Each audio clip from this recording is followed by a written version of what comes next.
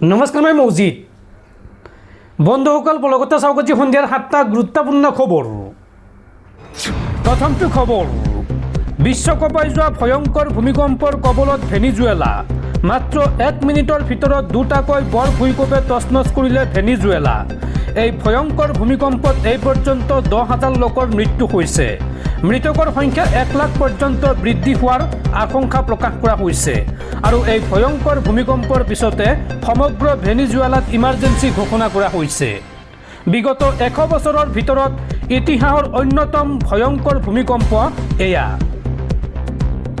বিগত 100 বছৰৰ ভিতৰত ইতিহাসৰ অন্যতম শক্তিশালী ভূমিকম্প ভেনিজুৱেলাত। ভেনিজুৱেলাত 10 সহস্ৰাধিক লোকে প্ৰাণ হেৰুওৱাৰ আশংকা কৰা হৈছে। আৰু একাংশ সংবাদ মাধ্যমৰ মতে মৃতকৰ সংখ্যাই চুব পাৰে লাখৰ ঘৰ। সমগ্ৰ ভেনিজুৱেলাত এই মুহূৰ্তত ইমাৰ্জেঞ্চি ঘোষণা কৰা হৈছে। দুটাকৈ প্ৰবল ভূমিকম্পৰ পিছত ঘনে ঘনে আহিল আফটাৰ শ্বক। কেমেৰাত বন্দী হৈ ৰ'ল ভয়ংকৰ দুৰ্যোগৰ সময়ৰ কেইবাটাও দৃশ্য। মুহূৰ্ততে ধ্বংসস্তূপত পৰিণত হ'ল ভেনিজুৱেলাৰ কেইবাটাও প্ৰান্ত। চকুৰ প্ৰচাৰতে তাজপাতৰ দৰে খহি পৰিল বৃহৎ বৃহৎ অট্টালিকা। পৰৱৰ্তী খবৰ, দেশৰ কোটি কোটি কৃষকলৈ ভাল খবৰ। কৃষকসকলে এইটো কাম কৰক আৰু কেন্দ্ৰীয় চৰকাৰে প্ৰতি মাহে দিব 3,000কৈ টকা। কৃষকসকলৰ বাবে কেন্দ্ৰীয় চৰকাৰে লৈ আহিছে আন এক অভিলাষী আঁচনি। কি আঁচনি লৈ আহিছে, ক'ত কেনেকৈ কৰিব আবেদন, চাওঁ আহক। প্ৰতি মাহে মাত্ৰ 55 টকা জমা কৰিলে আপুনি পাব 3,000কৈ টকা। কেন্দ্ৰীয় চৰকাৰৰ আন এক অভিলাষী আঁচনি। এতিয়াই কৰক আবেদন। নিজৰ ভৱিষ্যত সুৰক্ষিত কৰিবলৈ চৰকাৰৰ PM কিষাণ মানধন যোজনা অৰ্থাৎ কৃষকসকলৰ ভৱিষ্যত সুৰক্ষিত কৰিবলৈ কেন্দ্ৰীয় চৰকাৰে লৈ আহিছে PM কিষাণ মানধন যোজনা। আবেদনৰ বাবে নিৰ্ধাৰিত বয়স হৈছে 18ৰ পৰা 40 বছৰ। এই আঁচনিত আবেদন কৰিবলৈ হ'লে আপোনাৰ বয়স 18ৰ পৰা 40 বছৰ বয়সৰ ভিতৰত হ'ব লাগিব।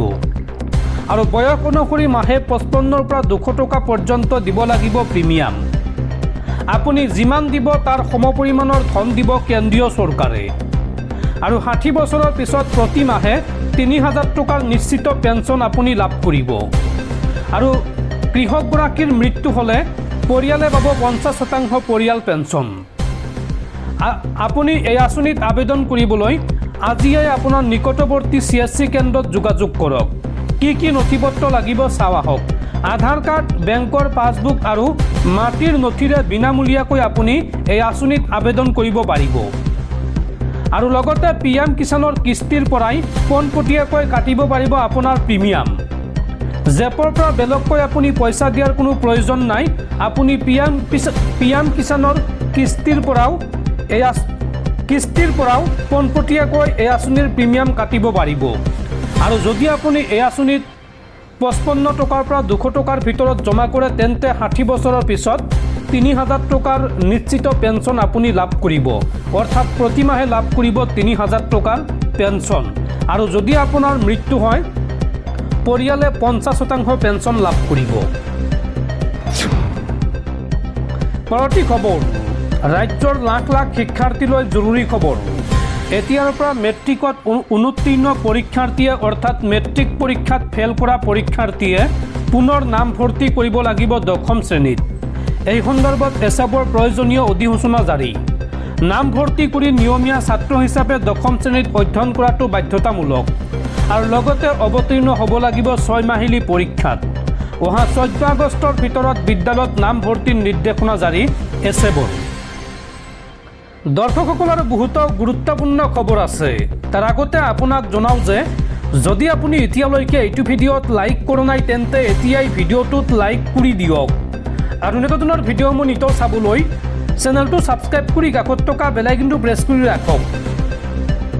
পৰৱৰ্তী খবৰ, পাছপৰ্ট যদি ভাৰতীয় নাগৰিকত্বৰ প্ৰমাণ নহয় তেন্তে বিজেপিৰ সদস্যতাৰ কাৰ্ড ভাৰতীয় নাগৰিকত্বৰ প্ৰমাণ নেকি? বিজেপি চৰকাৰক এইবাৰ উভতি ধৰিলে বিহাৰৰ প্ৰাক্তন মুখ্যমন্ত্ৰী লালু প্ৰসাদ যাদৱৰ কন্যা তনয়াই।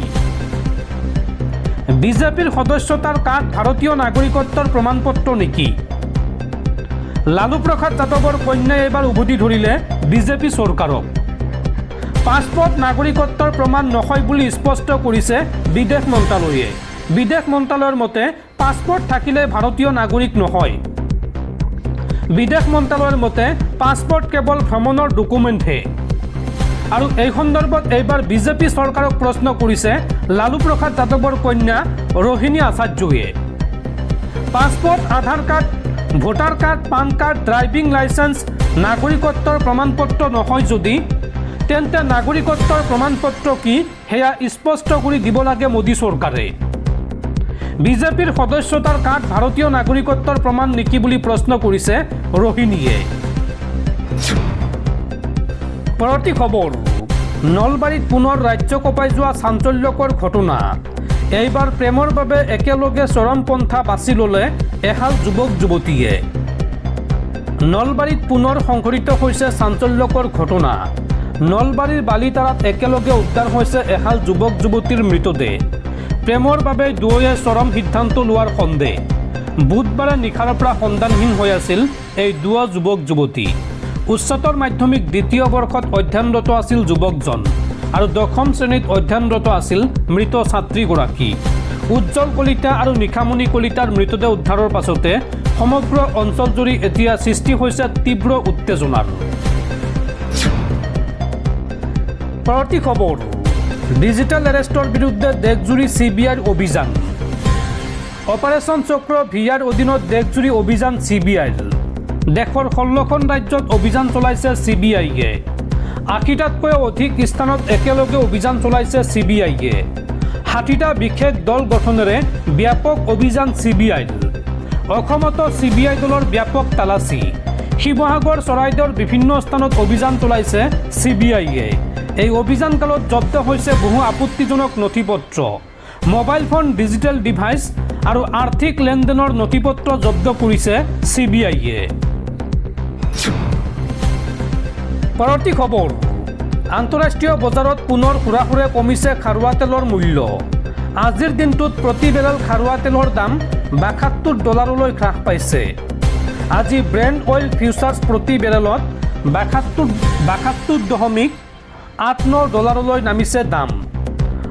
WTI প্ৰতি বেৰেলৰ দাম $69.36 দাম হ্ৰাস পাইছে। পৰৱৰ্তী খবৰ, আদালতত ক্ষমা বিচাৰিলে কংগ্ৰেছ নেতা ৰাহুল গান্ধীয়ে। মধ্যপ্ৰদেশৰ প্ৰাক্তন মুখ্যমন্ত্ৰী শিৱৰাজ সিং চৌহানৰ পুত্ৰ কাৰ্তিক সিঙৰ বিৰুদ্ধে বিৰূপ মন্তব্য কৰিছিল ৰাহুল গান্ধীয়ে আৰু বৃহস্পতিবাৰে মধ্যপ্ৰদেশ উচ্চ ন্যায়ালয়ত এই সন্দৰ্ভত ক্ষমা বিচাৰিলে ৰাহুল গান্ধীয়ে। ৰাহুল গান্ধীয়ে আদালতত খুজিলে ক্ষমা। অৱশেষত মধ্যপ্ৰদেশ উচ্চ ন্যায়ালয়ত দুখ প্ৰকাশ ৰাহুল গান্ধীৰ।